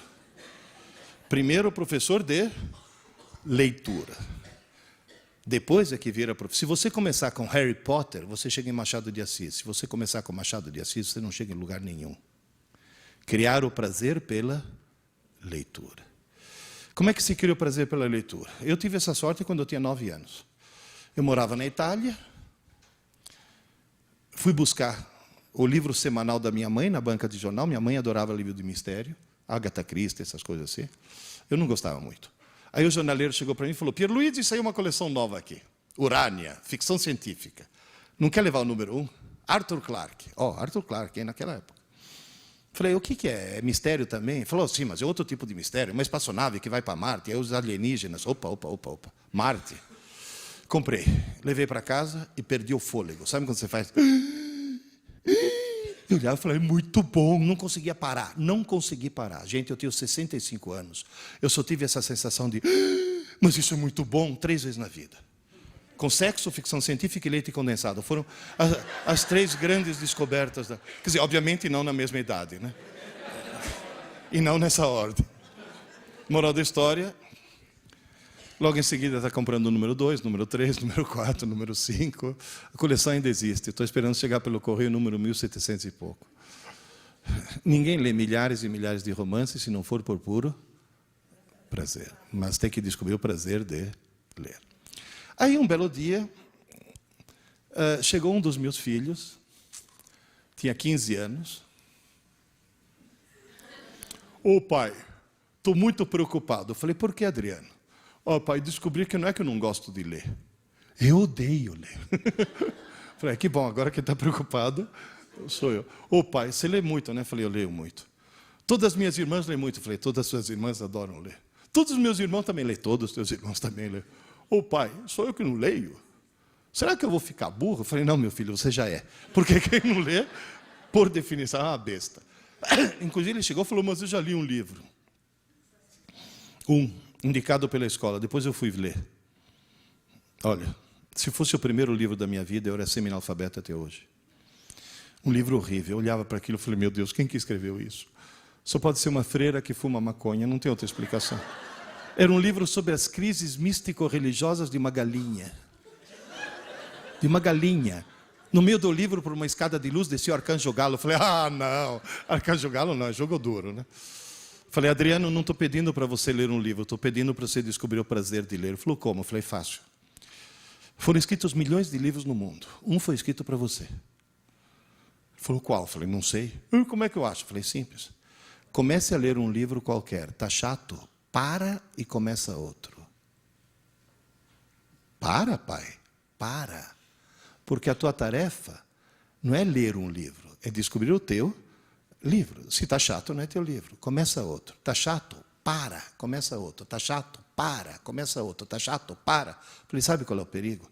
Depois de você fazer isso 4, 5, 6 vezes, você vai ter a falsa sensação que todos os livros do mundo são chatos. Não é verdade. Continua, insista. Livro é que nem namorada. Está chata? Troca. Está chata? Troca. E realmente você andou trocando muito ultimamente. Moral da história. Acho que na 8ª tentativa ele achou Hobbit, do Tolkien. Pai, nunca achei que um livro pudesse ser divertido. Falei, está salvo. Porque nesse momento ele não achou um livro divertido. Ele achou que ler é divertido. É uma forma de lazer. Devorou Hobbit. Pai, a história continua. Eu falei, sim, o Senhor dos Anéis. Pai, compra para mim. Vocês imaginam a emoção de um pai que ouve seu filho semi-analfabeto pedir para comprar um livro? Entende? Foi uma... Achei. Olha, custei achar, sabe por quê? Porque nesse país abençoado por Deus, que tem menos livrarias do que na cidade de Buenos Aires, livro só fica na moda quando aparece o filme. Alguém já ouviu falar num filme intitulado Eu, Robô? Com Will Smith? Você sabe quando é que eu li esse livro, do Isaac Asimov? Faz 40 anos. 40 anos. E ninguém leu. Eu chegava para os meus colegas do ângulo, leia, Eu, Robô. Que isso? Autobiografia do Maluf? Não, é um livro de ficção fantástico, meu Deus do céu. Bom, moral da história. Ele devorou 1.200 páginas. Ô pai, tem mais alguma coisa no gênero? Falei, que tal a história do Rei Arthur, Mago Merlin, Cavaleiros da Távola Redonda? 4 volumes das Brumas de Avalon. Alguém leu aqui? Devorou. Pai, tem mais alguma coisa no gênero? Eu falei, Adriano, vamos mudar de gênero, senão daqui a pouco vira feiticeiro, né? Daqui a pouco eu vou ter um Gandalf andando de cajado pela casa, né? As Aventuras Completas de Sherlock Holmes, lembra desse? Tijolão desse tamanho, devorou. Bom, para encurtar a história, hoje, essa peça que está aqui, ele lê fluentemente em português, italiano, espanhol, francês, inglês, está começando alemão, pelo menos você foi para Frankfurt, serviu para alguma coisa. É formado em administração de empresas e virou diretor de uma editora. Tamanho amor que ele pegou pelos livros. Livro muda muito as pessoas, muda demais as pessoas. Uma professora de literatura de Santa Cruz do Rio Pardo chegou para mim e falou, ô professor, eu sou professora de literatura e adoro ler. Quase que eu falei, ainda bem, né, filha, você está na profissão certa. O nosso irmão é professor de... A minha irmã é professora de história e adora ler. E o nosso irmão não é professor, é uma besta.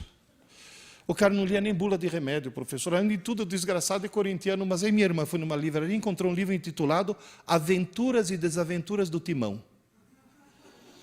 Diz que o corintiano era tão corintiano que, ao saber que o livro tratava do Corinthians, está salvo.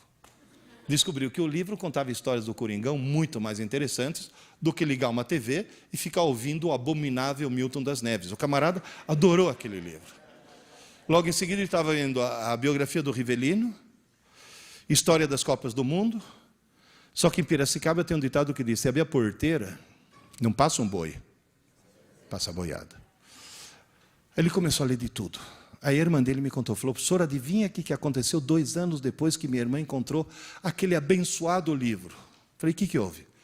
O nosso irmão publicou um livro de poesias de autoria dele.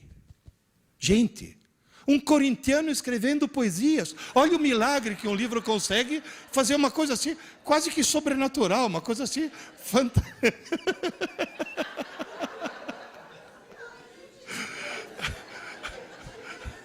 Moral da história, só para encerrar. Como é que nós vamos resolver os 3 problemas? Problema número 1, conversar na aula. O que tem que ter? Disciplina não é repressão, é organização. E a disciplina tem que envolver a escola, os professores, a mantenedora, o diretor, os professores, os alunos e as famílias. Isso que é fundamental. Porque tem mãe que é terrível. Quer ver uma coisa? Aula dada, aula estudada, hoje. Uma escola que faz isso religiosamente, todos os alunos, pode fazer prova surpresa? Alguém se lembra aqui da cena do professor entrando na tua sala de aula e falando, arranca uma folha do caderno, guarda o material embaixo da carteira e vamos fazer uma provinha? Lembram disso? Tenta fazer isso hoje. No dia seguinte tem mãe de tijolo na mão. Coitado do meu filhinho, foi pego de surpresa, agora ele ficou traumatizado, agora ele vai ter que fazer terapia, senão ele fica hiperativo, com TDA e disléxico. Eu sempre falo que mãe na escola parece anão em campo de nudismo. Mete o nariz onde não deve. Ou seja, enquanto vocês não convencerem as famílias, não vai adiantar absolutamente nada. Segundo problema, estudar para a prova. Vocês sabiam que, por lei, a escola é obrigada a publicar um calendário de prova? Ou seja, é a lei mais burra que eu já vi na minha vida. É burra essa lei. Estudar para a prova, o que você tem que convencer o aluno? Estudar pouco, mas todo dia. Terceiro problema, não ler livros. Lembre-se, por favor, de uma coisa. Você pode levar um cavalo até a água, você não pode obrigá-lo a beber. E se você enfiar a cara do cavalo no balde, não só ele não bebe, que nunca mais ele chega perto do balde. Portanto, pelo amor de Deus, professores, nunca obriguem um aluno a ler um livro. Pelo amor de Deus, não façam mais isso. Não escolham por ele. De gustibus et coloribus disputandum est. Cor e gosto não se discute. Cada um tem o direito de gostar do que quiser. Você, se eu te dou o direito de achar que Machado de Assis é um gênio, você, por favor, me dê o direito de achar que Machado de Assis é chato. Então, qual é o truque? Dê um leque. Escolha. Não está bom? Começa outro. Não está bom? Começa outro. Até você achar teu livro. Muitas escolas já estão fazendo isso, e quando o aluno acha o livro dele, sabe o que ele faz? Quando ele gosta, ele vai na frente e conta para os amigos por que aquele livro é fantástico. Quantos amigos ele convencer a ler o mesmo livro, maior é a nota dele. Ele ganha nota de marketing. Merecidíssima, na minha opinião, porque está transformando os outros em leitores. E, finalmente, esse é um velho ditado chinês que o meu desenhista resolveu transformar numa figura. Alguém lembra? Se você vir um homem com fome, não lhe dê um peixe, ensine-o a pescar. Nosso dever é ensinar nossos alunos a pescar. Aula é dar peixe. Mas o estudo solitário é quando ele está pescando. Está claro isso? Está entendido isso? Aliás, eu gostaria de mostrar para o Lula. Investe um pouco mais em educação, pelo amor de Deus, né? E um pouco menos nessas Bolsa Famílias que vão parar para pessoas que, inclusive, nem precisam disso, né? Muitas precisam, mas muitas não. Bom, daqui a pouco eu vou estar lá autografando o livro. Esses livros na livraria custam R$25. Nas palestras costumam custar 20, mas o editor falou que para o professor tem desconto, então é só 15. E se você comprar nos próximos 10 minutos... Professor, liga já. Professor, só para encerrar. A gente sempre fala para os alunos a palavra errada, que eu acho que é errada. Estuda! Estuda!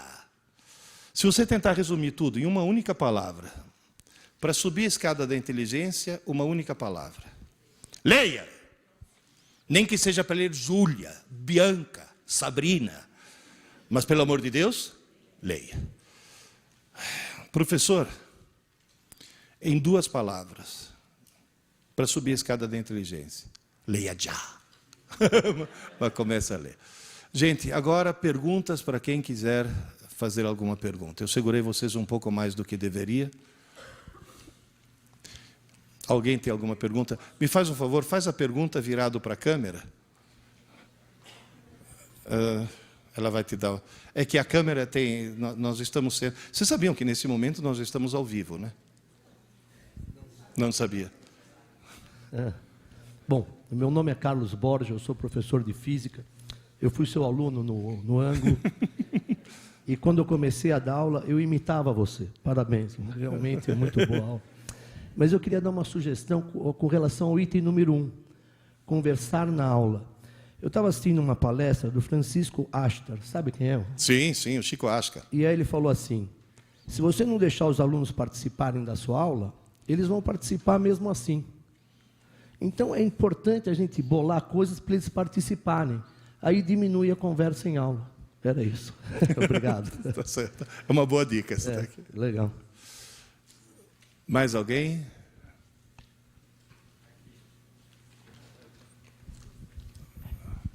Boa tarde, professor. Prazer assistir a tua palestra, muito boa. Meu nome é Antônio Carlos Grande. Tem que virar para o outro lado, não é? Isso. Então, desculpem. E a pergunta é a seguinte.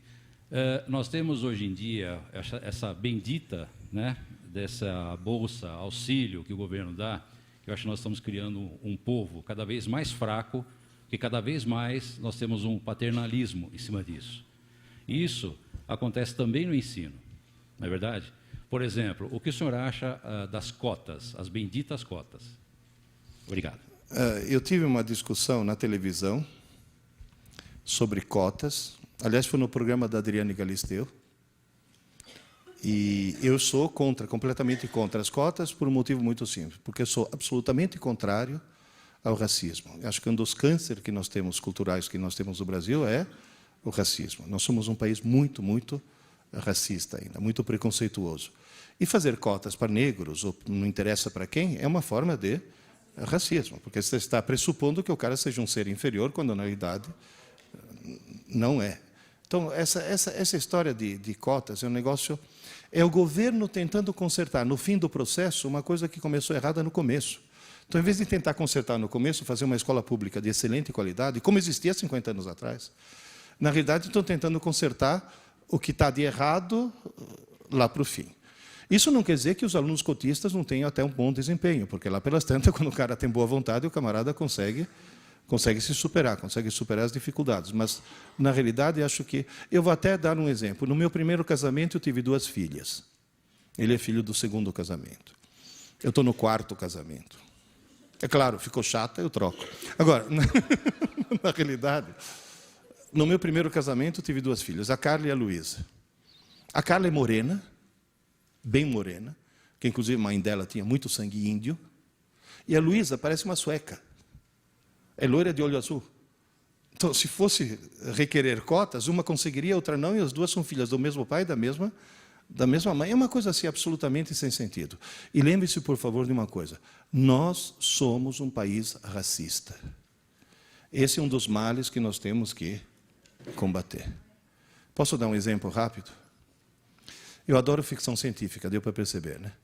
Eu acho que os professores de literatura deviam começar a ler Isaac Asimov, Arthur Clarke, deviam começar a ler os grandes da ficção científica. Eu não admito um professor de literatura que não tenha lido Fahrenheit 451, do Ray Bradbury. É a maior poesia em homenagem ao livro que eu já vi em toda a minha vida. É um livro de ficção científica. Então, a ficção científica é uma coisa assim que abre a cabeça das pessoas. Aí eu fui procurar um autor de ficção científica brasileiro e descobri um autor que escreveu um livro baseado no século XXI. Que é agora, né?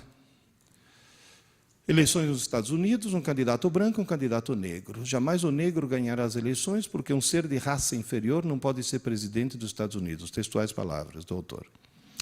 Mas aí uma mulher burra, como todas as mulheres, resolve, nessa mania de querer se igualar aos homens, resolve se candidatar, divide o voto dos brancos e o negro é eleito. Ó, suprema desgraça, um ser de raça inferior, presidente dos Estados Unidos. Mas aí um cientista muito inteligente, e obviamente ser muito inteligente só poderia ser branco, inventa um remédio que alisa o cabelo dos negros. E todo mundo sabe que o sonho de qualquer negro é ter cabelos lisos. Palavras textuais do autor. Obviamente, eles não sabem que esse cientista, na sua grande sabedoria, fez um remédio que, sim, alisa os cabelos, mas esteriliza. Portanto, todos os negros americanos passaram a ter cabelos lisos, mas nunca mais terão filhos, e na próxima geração, o grande país da América do Norte deixará de estar na mão dessa raça inferior e voltará às mãos da pura raça ariana. Tchau, tchau. O autor poderia ser Adolf Hitler, né? O autor é Monteiro Lobato, né, se vocês não sabem. Se chama O Presidente Negro, O Choque das Raças. Mas o grande Monteiro Lobato... Alguém já leu aqui O Sítio do Pica-Pau Amarelo? Quem é que faz papel de burra, supersticiosa e analfabeta? A tia Anastácia, na melhor das hipóteses, porque normalmente ela é tratada como a negra beiçuda. Então, espera aí, calma lá. Que o Monteiro Lobato fosse racista, ele é fruto da época. Agora, que a gente continue indicando o Monteiro Lobato como leitura infantil, pelo amor de Deus, indica Isaac Asimov, né? Começa a indicar coisas inteligentes. Livre-se um pouco desse mofo do José de Alencar. Deixa isso para a faculdade de letras. Aí o cara na faculdade de letras vai estudar, vai virar crítico literário. Nós temos que criar o amor pela leitura. E o amor pela leitura, inclusive com leituras que não envenenem, não estejam envenenando a nossa juventude. Então, o que eu falei no começo? Temos que mudar as regras do jogo. Nós jogamos o jogo com as regras equivocadas. Mais alguma pergunta? Meu nome é Ricardo Tomazini, eu sou professor de Biologia e Ciências.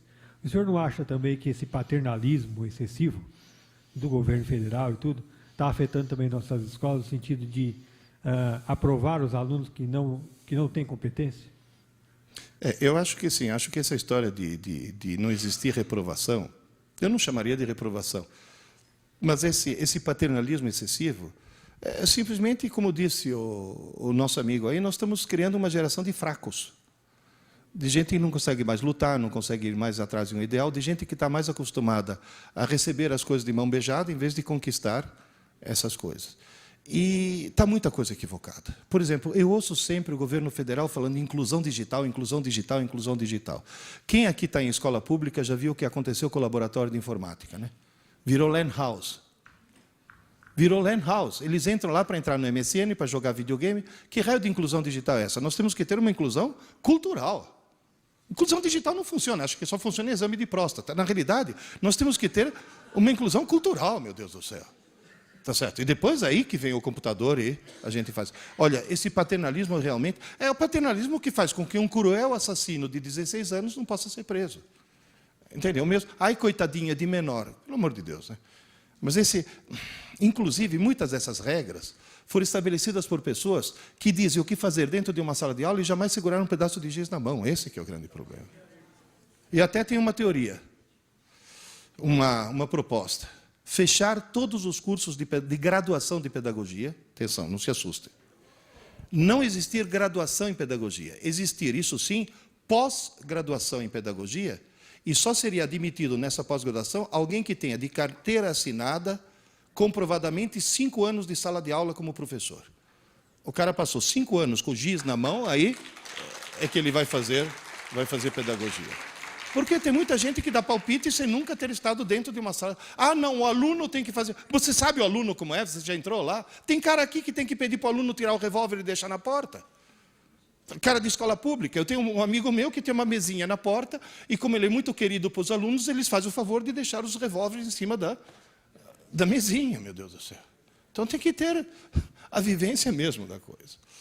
Mais alguma pergunta ou podemos encerrar? Diga. Olha, o ideal, quer que eu te diga uma coisa? Ideal, bom, em primeiro lugar, se ele está lendo, deixa ele ler em qualquer idioma. Bom, mas compra livro italiano, um monte. Mesmo aqui, tem. Na livraria Leonardo da Vinci tem. Agora, um conselho que eu dou para vocês. O cérebro humano é um computador. Se você pegar um computador e carregar nesse computador uma linguagem de programação que tenha uma centena de comandos, 100 comandos, você vai conseguir fazer programas muito pouco sofisticados. Se você carregar no computador uma linguagem de programação que tenha dezenas de milhares de comandos, você vai fazer com esse mesmo computador coisas fantásticas. Pois é, no computador humano, os comandos se chamam palavras. Quanto mais vocábulos a pessoa tem, mais programas sofisticados o computador dela consegue fazer. E vou te dizer mais uma coisa. Eu, na minha cabeça, eu tenho linguagem de programação em italiano, em português, em espanhol, em francês e em inglês. E eu vou te dizer uma coisa. Eu penso de 5 maneiras diferentes. Dependendo do idioma no qual está chaveado o meu cérebro, no qual estou pensando naquele momento, eu penso de maneira diferente. Porque a linguística mostra que o homem não fala porque pensa. Ele pensa porque fala. É a articulação da fala que permite que você articule o pensamento. Por isso que eu dou tanta importância à leitura. E, mais uma vez, leitura não interessa o quê, e muito menos o idioma. Acho que é uma das poucas coisas onde a quantidade é mais importante do que a qualidade. Deixa as boas leituras para depois. E também, o que um chama de boa leitura, o outro também não chamaria de boa leitura. Mas o importante é que leia. Nem que no começo seja ler gibi. Mas tem que ler. E outra coisa, quando fui fazer a revisão desse livro, do primeiro, eu fiz a revisão na tela do computador. Reli 3 vezes. Corrigi todos os erros. Aí eu imprimi. O que tinha passado.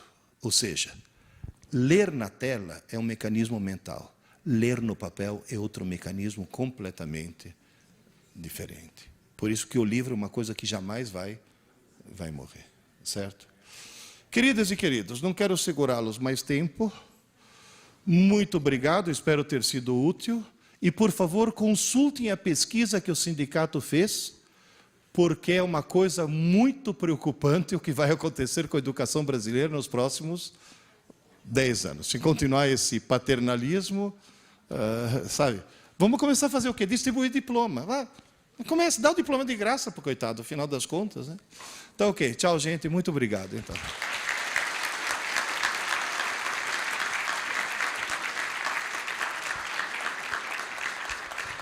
Vou agradecer a presença do Pierre novamente. Ao sair na mão esquerda, pelo que eu estou entendendo aqui, o café, o livro que ele vai lançar está por aí. Essa obra de arte, deixa aqui agora mais fácil. Essa obra de arte que está aqui é da nossa diretora Maria Elizabeth Vespoli, e eu vou confessar a vocês que é uma coisa que eu achei, quando eu recebi o primeiro, né, pela minha função, né, tá certo? Eu achei o presente nosso mesmo de verdade. Só que parece, pelo que eu estou entendendo, confirme aí, é verdade, só no dia 30 a maçãzinha, tá bom? Então, não, a gente troca de maçã. Então, obrigado e boa tarde e bom dia dos professores. Até logo.